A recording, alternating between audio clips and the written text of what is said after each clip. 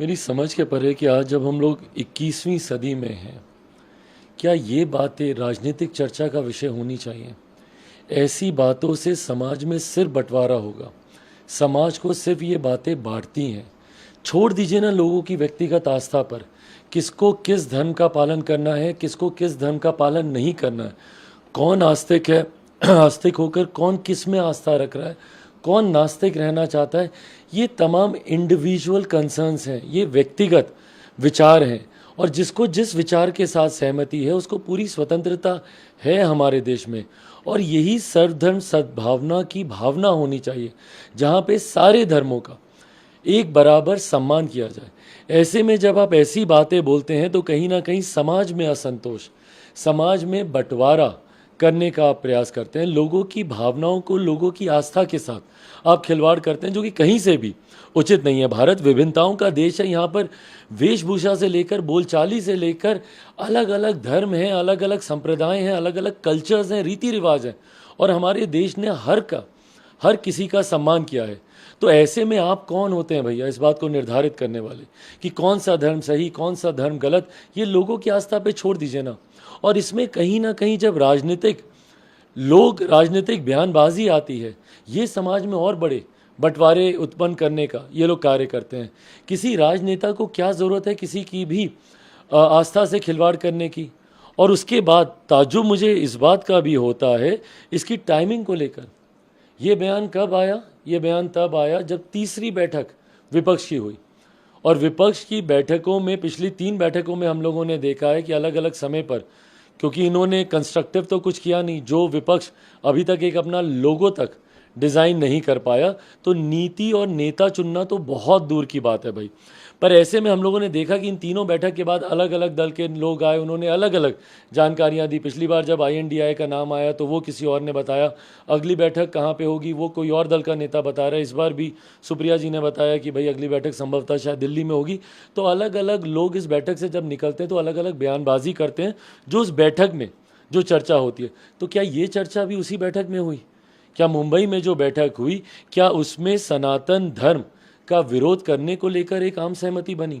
क्या उसमें ये चर्चा की गई कि बाहर जाकर हम लोग सनातन धर्म का हम लोग विरोध करेंगे, ताकि इसमें समाज में फिर एक बार विभाजनकारी सोच को बढ़ावा दिया जाए और उसका राजनीतिक लाभ ये तथाकथित जितने विपक्षी दलों का गठबंधन है, जो घमंडिया गठबंधन है, ये लोग उसका लाभ ले सकें? अगर इस सोच के साथ या इस सोच का जन्म अगर उस बैठक में हुआ है तो ये खतरनाक है।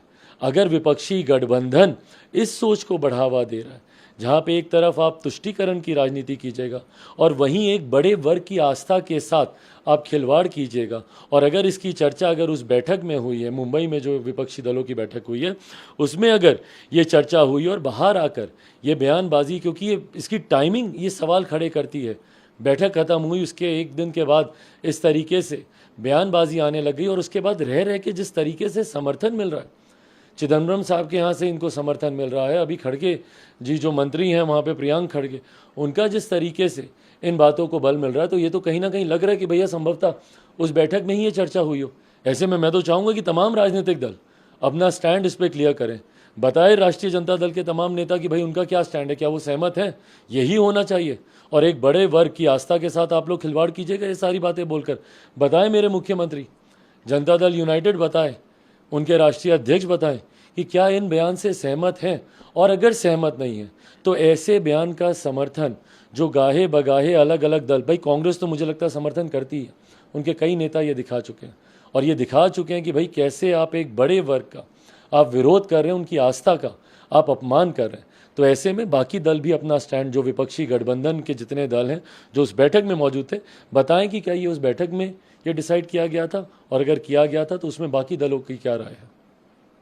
दूसरी तरफ अभी आप व्यक्ति को सरेआम आए दिन बिहार में हत्याएं हो व्यवस्था को लेकर सवाल खड़ा हो रहा है, कहा जा रहा है गुंडा राज चल रहा है। आए दिन गुंडा राज ही नहीं, मतलब महागुंडा राज बोल लीजिए, जंगल राज एक शब्द जो मेरे मुख्यमंत्री के द्वारा ही दिया गया था, आज उसी जंगल राज के साथ ये लोग साथ में बैठ के सरकार ये लोग चला रहे हैं। महाजंगल राज बोल लीजिए या अराजकता बोल लीजिए, पूरी तरीके से बिहार आज की तारीख में अराजकता के माहौल में जा चुका है।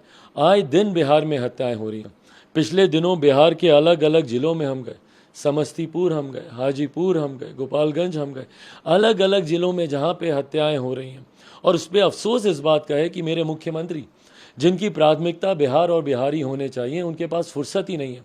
आज उनकी पार्टी की तरफ से निर्णय लिया गया, उनके राष्ट्रीय अध्यक्ष लद्दाख टीम भेजने की ये लोग बात कर रहे हैं कि भाई वहाँ पे टीम जाए तो वहाँ पर जाकर हम लोग हकीकत दिखाएंगे कि क्या हकीकत है यहाँ की, और प्रधानमंत्री झूठ बोल रहे हैं। भाई आप कभी जाइए दरभंगा, आप जाइए कभी अरवल, आप जाइए कभी मधुबनी, आप जाइए कभी आरा, आप जाइए कभी बक्सर, जाएं बिहार के अलग अलग जिलों में।